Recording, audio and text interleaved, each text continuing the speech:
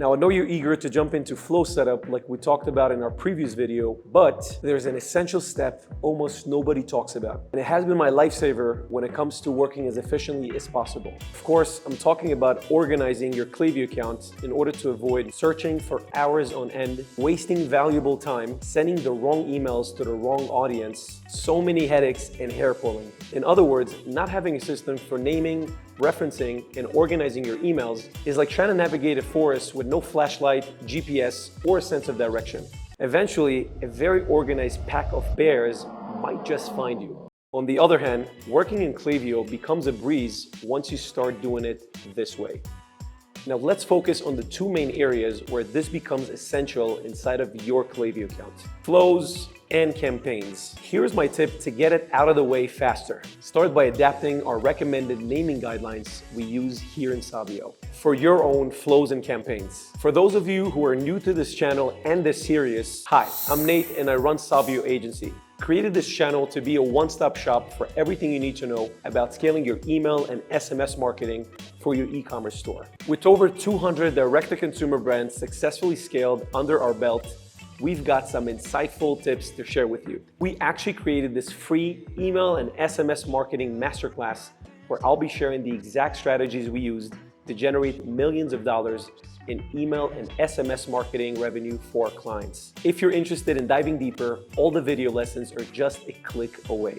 You'll find a link in the description box, or you can hit this card right there. Now, having worked with hundreds of clients over the years here at Savio means we need an efficient and clear way to keep things in order. Now, let me show you how it works.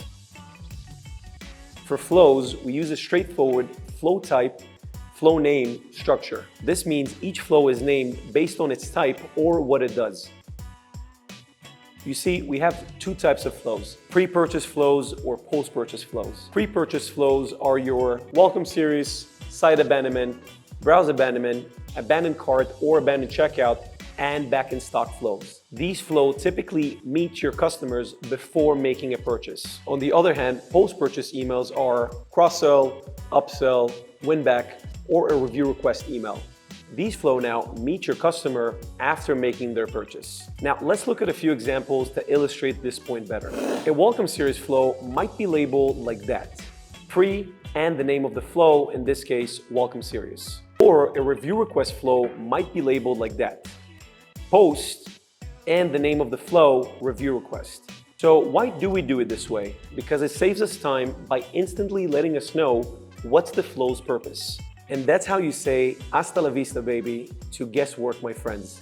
This naming guideline will always help you identify whether an email belongs to a pre-purchase or a post-purchase phase, so you can easily find and tweak your flows week over week, month over month with ease. But wait, there's still one more category of flows we need to talk about: transactional emails. Here's a quick example of a transactional email. This email is your classic order confirmation email, which is sent after a successful purchase and serves as your order receipt. Not to be confused with a thank you email. That one is a marketing email we sent right after a successful purchase. Hold on, aren't those the same thing? Well, the thank you email doesn't include personal details like your shipping and billing address, your payment method, and so on and so forth. It simply says thank you and lets you know what happened next with your order. It's also usually our first email on our post-purchase series plan. Now back to the transactional emails. These are generated directly from the back end of your e-commerce store, whether you're using Shopify, WooCommerce, or something else.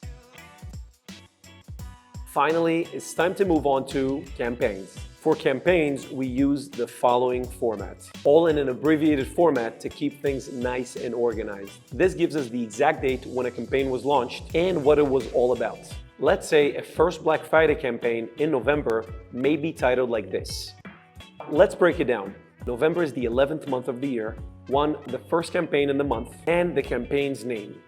Guess what? It's pop quiz time. Picture this. It's November and you plan to send out 10 campaigns that month. According to our naming guidelines, how would you label them? At Savio, here's how we'd go about it. And so on and so forth. Pretty easy, right? No matter how many clients, campaigns, and flows we have to manage every week, keeping our names clear and descriptive, we ensure no extra time is wasted. Whenever email marketing feels like a huge forest where you can get lost, naming guidelines is your GPS to confidently navigate it, while still avoiding bears. By the way, if you have any questions about what we've covered today, leave me a comment down below and I'll make sure to get back to you ASAP. If you like this video, leave it a thumbs up and subscribe to the channel for more Klaviyo tutorials. And I will see you in the next video.